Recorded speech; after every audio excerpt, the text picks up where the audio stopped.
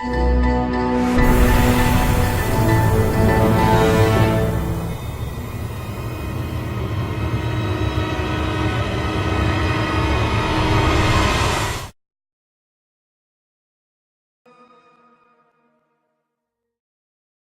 morning, ladies and gentlemen. Good morning. This is J.R. Moore coming to you live from deep in the mountains of the Missouri Ozarks on Wednesday, the 11th day of July, year of our Lord 2012.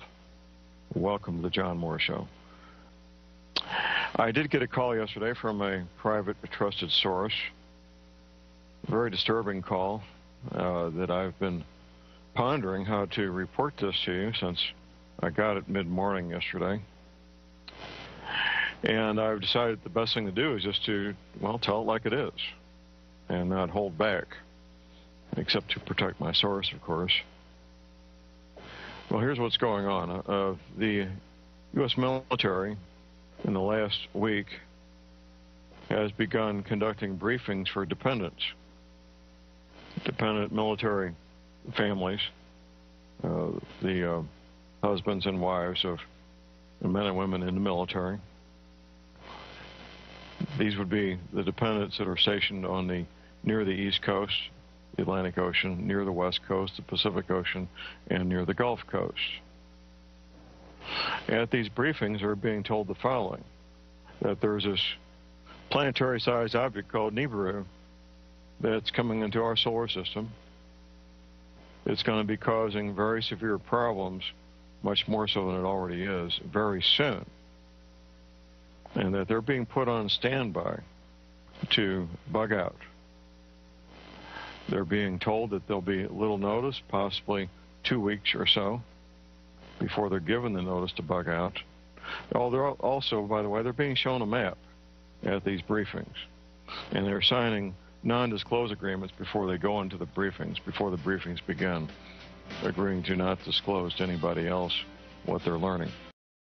Anyway, at these briefings, these people are being told that when the call comes, they will only be able to take basically what you would take if you were flying on a commercial airline, a carry-on bag and one check bag with family photographs, personal important papers, documents, and whatever clothes you can fit in. End of story. And they have to abandon all their other clothing, personal possessions, furniture, appliances, automobiles, all the rest of it. Well, the automobiles, I'm not sure. They might be bugging out in personal vehicles. That's unclear to me. And it's probably going to be a mixed bag of how people make their way away from these coastlines.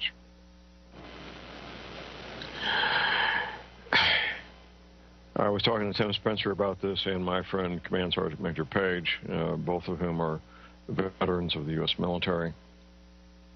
And the agreement between the three of us was that these kinds of briefings would not take place a year in advance. They would not take place 6 months in advance. 4 to 6 weeks is probably pretty likely. Probably not more than 3 or 4 months. So that's our belief.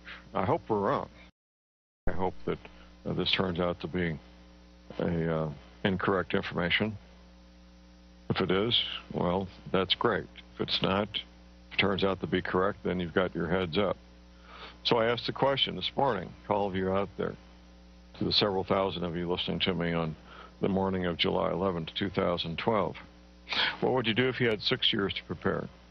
What would you do if you had 6 months to prepare? What would you do if you had 6 weeks to prepare? There's going to be different answers to those 3 different questions, aren't there? 6 weeks is a possibility. I hope it's wrong.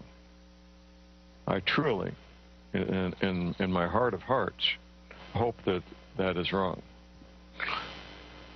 I know that at some point that we will get warnings like this that are viable and will be the real deal. And unfortunately, I think this may be it. I don't know. I hope it is not. My source will be, I'll be talking to my source on a weekly basis for the foreseeable future, for probably several months into the future, probably till the end of this year, most likely.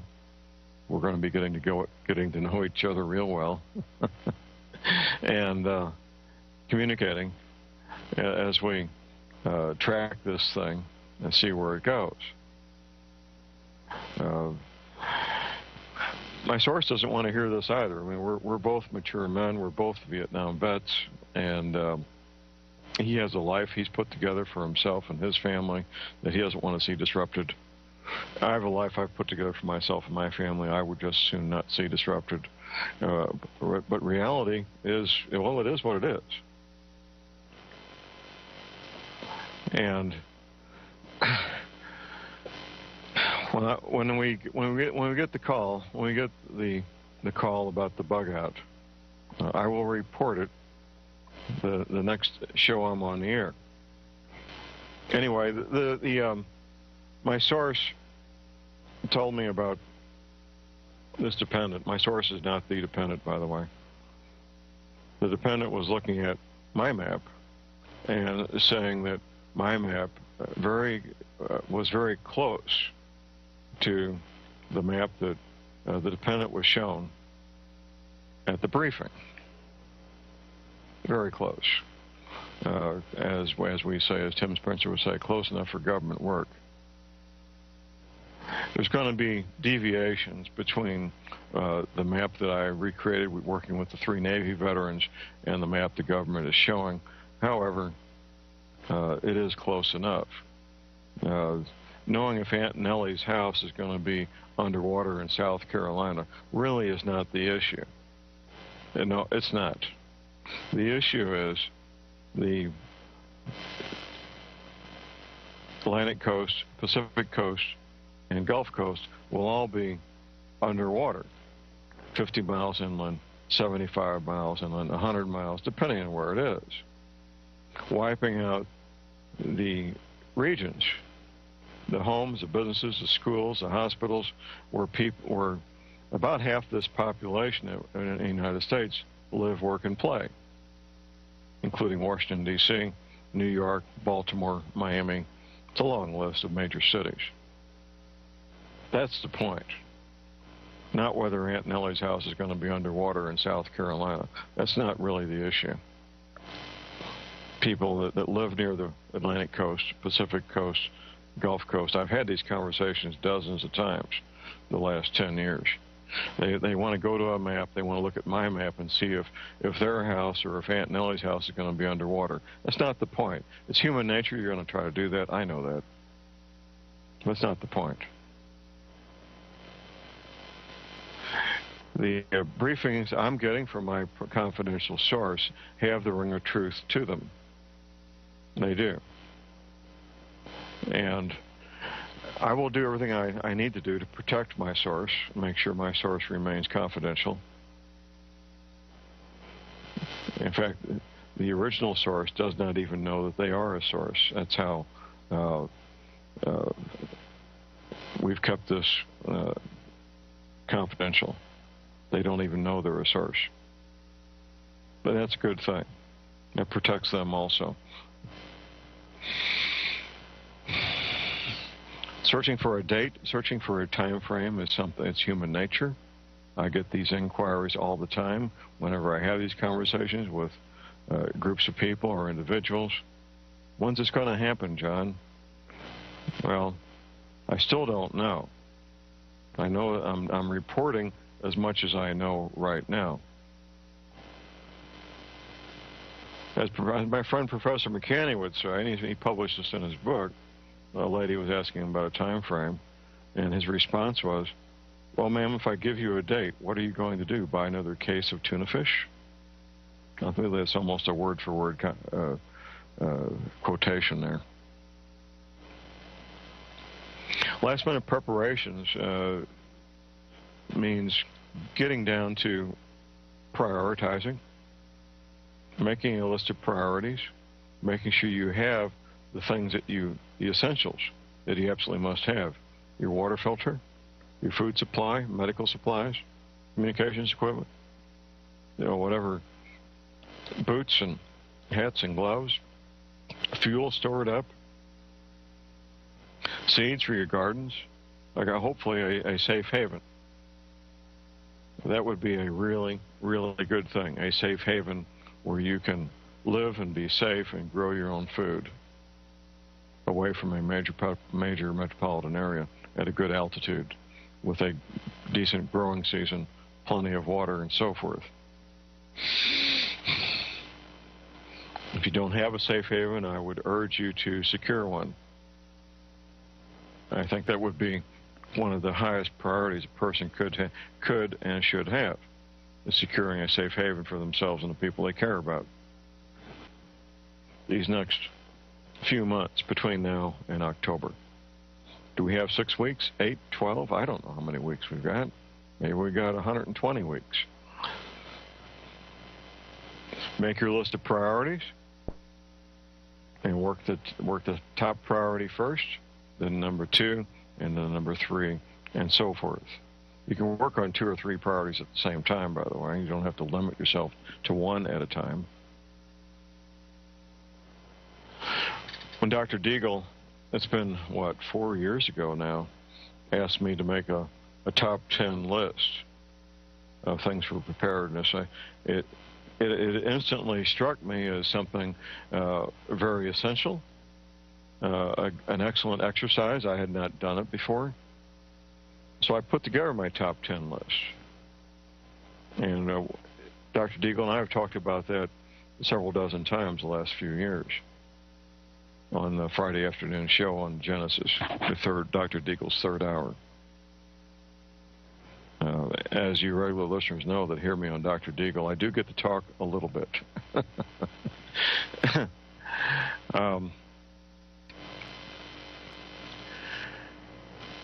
At some point,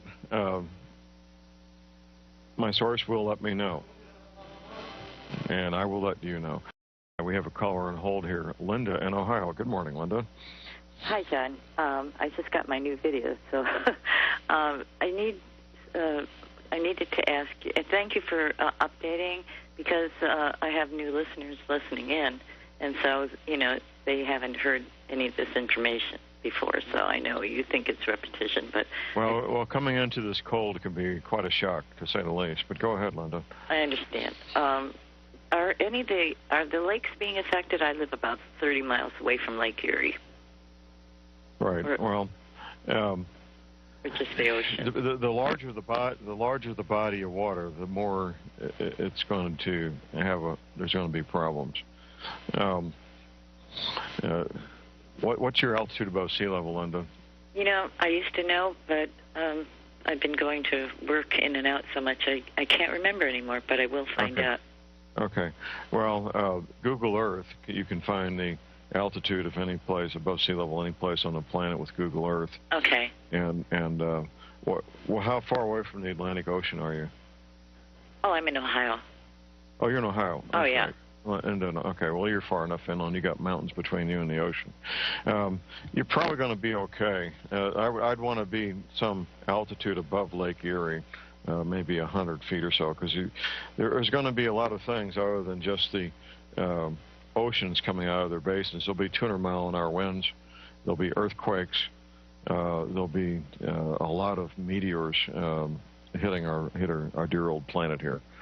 But as far as Lake Erie is concerned, I would just want to be maybe 100 feet or so above the lake level, just for a bit of a margin of safety. What's the nearest city that you're near, Linda, and how far are you from it? The nearest big city is Cleveland. Yes. Cleveland. And how far are you from Cleveland? About, I'd say, 75 miles. Okay, well, that's not as far away as I'd like to see, but it's not too bad. You live in a fairly small town? Yes. Okay. Well, these small towns, is there a lot of agriculture in your area? Farming, ranching? Yes, there is, as a matter of fact. Okay. All right. Well, people involved in agriculture tend to be fairly independent. It's just part of their lifestyle. Most of these men that have these tractors and farm equipment, they take great pride in being able to repair and maintain almost everything on their equipment without any outside help. So you've got in your neighborhood a lot of very independent people who are used to taking care of themselves. That's a real good thing, Linda. Yeah. Okay. Well, yeah, thank you for the information. Bye-bye. You're welcome. Here's a top 10 list. I put this together for Dr. Deagle. It looks like September 3rd, 2010. And number one, at least 2 gravity feed, high-quality gravity feed, Berkey water filters. I do offer them for sale on my website. You don't want anything that takes electricity or pressure to work your water filter. Number 2, at least one 30-caliber rifle and 500 rounds of ammunition for each adult. Of course, these skills and to go with that, owning a weapon of any kind. Number 3, cast iron cook pots and skillets with cast iron lids. They can be used indoors, they can be used on campfires, and will last for decades if properly cared for. You need a truck or a large van, preferably diesel, so that you can carry people and supplies and equipment. Number 5, heavy canvas tents or tarpaulins for emergency shelter for yourself or for unexpected guests. Number 6, 900 pounds of grain per person per year, at least a 2-year supply of grain per person. Properly stored so that when the weevils hatch out, and there's weevil larvae in all bulk grains, so that they can't live. You can store it in nitrogen, in carbon dioxide, in a vacuum. There's different ways to do that. And number 7, a comprehensive medical kit, same kind of kit that the paramedics use. And of course, the skills to go with it. A good place to get a professional grade paramedic kit is Galls, Galls, Galls.com. They have the same things that the paramedics use because they sell to the paramedics. Number 8, heavy leather high-top boots. This is kind of a generic way of saying buy your boots, trousers, jackets, gloves, hats at the same place the farmers and construction workers buy their clothing and boots. Not the cheap, lightweight stuff sold at sporting goods stores that won't last. That's meant for casual, recreational use. Much of the things they sell at places like Walmart simply aren't durable enough, especially the boots and shoes.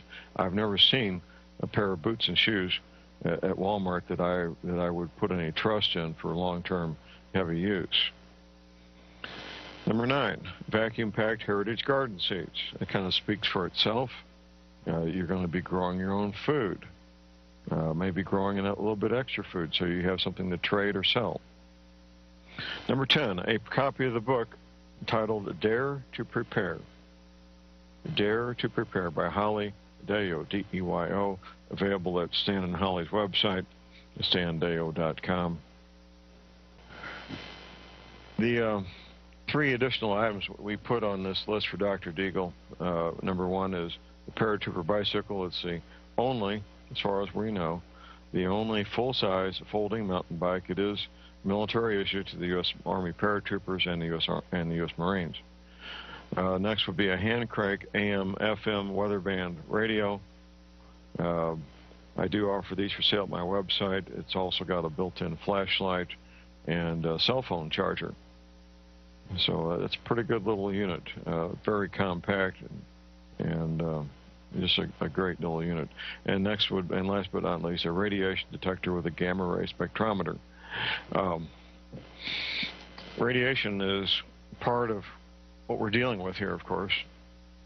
This Fukushima event is by far and away far worse than what happened at Chernobyl in Russia more than 20 years ago. Far worse. So that's the list.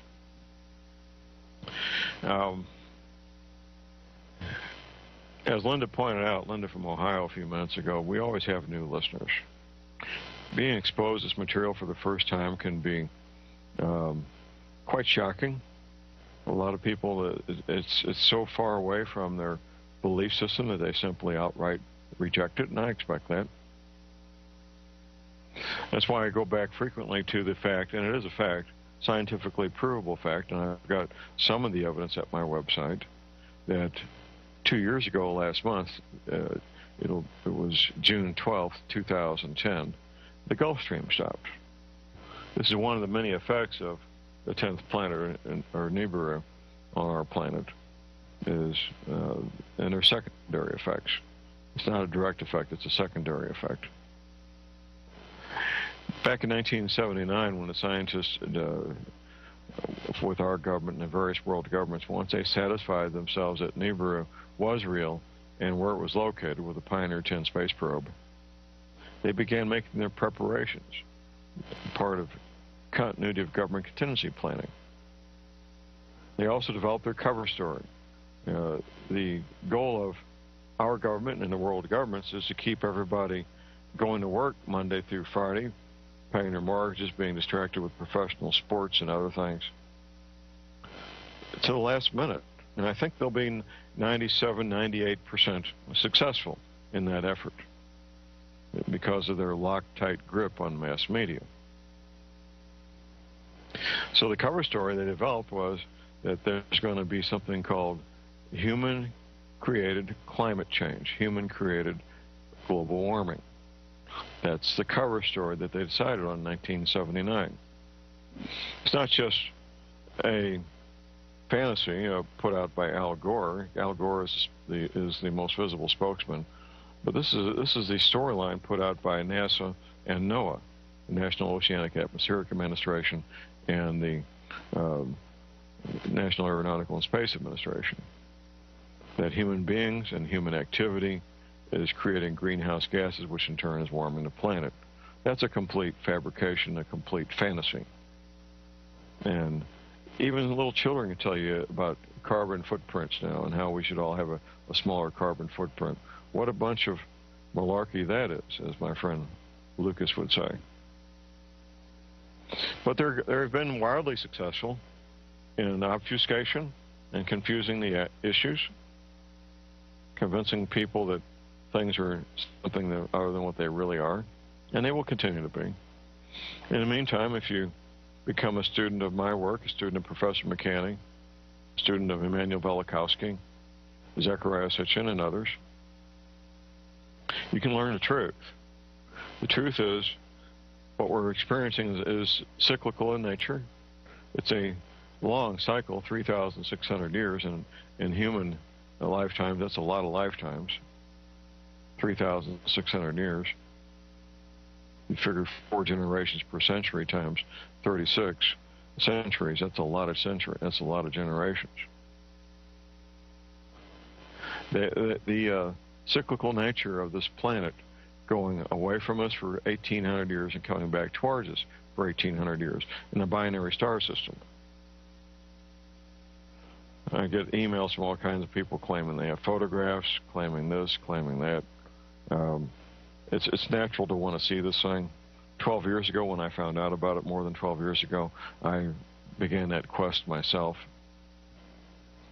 I came to realize it doesn't matter. It really doesn't matter if I see a photograph of it or not. Eventually, I will see photographs that are authentic, and so will you. Eventually, we'll see the real deal, and here in the Northern Hemisphere. By then, we'll be down to the final few months, if not a few weeks or days, before all hell breaks loose. I encourage you to, now don't get caught up in a quest trying to find a photograph of the 10th planet of Nibiru. It's pointless. It serves no purpose. What you need to do is educate yourself about this cycle, where every 3,600 years, every civilization on the planet gets mashed down to the mud. Lucas told that story quite well in his first DVD. It's mainstream archaeology, by the way. Very mainstream archaeology. And they offer no explanation. Mainstream archaeology offers no explanation for all the civilizations on Earth 3,600 years ago collapsing, coming to a halt. They don't. I know why. And when you educate yourself, you will know why as well. It's very important that you educate yourself. Take the time to do the serious reading necessary. And it's going to take a lot of reading. You know, watching The 4 hours of my DVD is a good start, but that's all it is. At the end of my second disc, I give a fairly extensive bibliography of books that you can use to educate yourself. It's probably 20 to 30,000 pages worth of reading. Oh yeah, I'm quite serious here. There's a lot to learn. If you think you can have a comprehensive understanding of these matters by watching a 4-hour lecture that I put together, well, you're sadly wrong. That's just a beginning point. That's just a teaser. This is all that is. And I would urge you not to make major life decisions and major changes in career or where you live, the part of the country you live, based only on watching my 4-hour lecture. I think you need to do more homework than that. I stand behind what's in my lecture. I document what's in my lecture. And it's solid. If it wasn't solid, I would have been hammered into the ground long ago. This first disc came out in the first week of September 2008. That's be 4 years ago this September. The second disc came out just a little over a year ago. So no, what I have there is very real and very provable. I offer some of the evidence there at my website with the U.S. Navy images of the Gulf Stream before it stopped and the Navy images of the Gulf Stream after it stopped, which of course is where we are right now. The Gulf Stream having stopped and its effect on the ocean current and weather is why we're experiencing the unprecedented heat here in North America. There is no precedent. We have weather records going back to about the 1880s in much of the country. This is the hottest year ever recorded in the 130 years or so of record keeping. Unprecedented. And what will happen in the future in terms of weather, I can't tell you. I think I can tell you with some certainty that it will be worse. It will have more frequent, more bizarre, and more dangerous weather events. Extremes of drought and extremes of too much rain, extremes of high temperatures, extremes of low temperatures, days where we have 200 and 300 tornadoes in one day. Who ever heard of such a thing? 200 and 300 tornadoes in one day. Earthquakes in places that have never had earthquakes. As you see these things increase, become daily events, you'll know, because I've told you so, you'll know that we're getting closer to the end. The end being when Nibiru, the 10th planet, the destroyer, impacts us to the point where we have a tilt of the Earth's axis, and these oceans come out of their basins. That's what's going to cause the worldwide flooding. A tilt, what's called a pole shift. I can't tell you how many degrees it'll be. It's probably going to be in the range of 15 to 20 degrees, something like that. That may not sound like much. That is huge. That is massive. Poles don't need to flip 180 degrees. They don't have to flip 90 degrees. A 15 or 20 degree shift in the poles would be enough to cause coastal flooding on all continents. That's all it would take. And when I use the word all it will take here, that's a massive, massive thing. They have something the size of our Earth tilt its axis 15 or 20 degrees. One of the difficulties I had putting this whole thing together was that the Navy veterans I was debriefing, they were sitting in the folding chairs getting the information. They were not the scientists who put the information together. So the Navy veterans were told what would happen. They were not told why it would happen or how. They were told these oceans would come out of their basins. They weren't told what would precipitate that, what would make this happen. I had to find that out myself. That's when I found out there was a bulge of water at the equator, not quite 500 feet above sea level, being measured at Cornwall, England, held in place by gravity and rotation of the Earth. Anything that disrupts where true north is, disrupts the rotation of the Earth, will disrupt that bulge of water, which is hundreds of thousands of cubic miles of water, north and south of the equator, going north and south more than 1,000 miles each direction. That's a massive bulge of water. And once that water is disrupted, and if you're near a coastal area, well, baby, watch out. You're going to be underwater.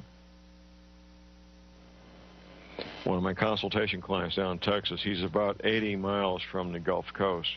I arrive at his home, and I'm about to get out of the Suburban.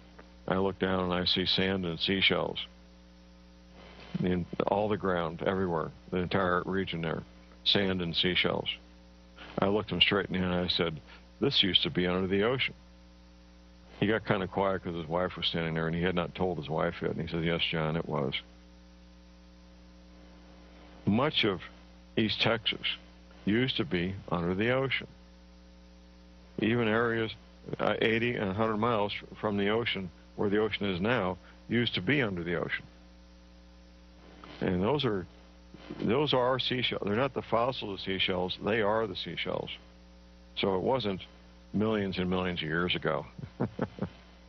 They're just plain old seashells like you'd find next to any ocean right now. Have been laying there for about 3,600 years. So this is your wake-up call, ladies and gentlemen. Well, I started out the show with a warning. I'm going to wrap it up with the same warning because I know there's people that can't tune in the entire show. One of my trusted, private, confidential sources tells me that military dependents that are stationed with their spouses on the Atlantic coast, Pacific coast, and Gulf coast are now attending briefings. They have to sign non-disclosure agreements, briefings that they could soon get a bug-out order, where they would be ordered to leave these coastal areas, taking only the equivalent of a carry-on bag and one suitcase, abandoning everything else.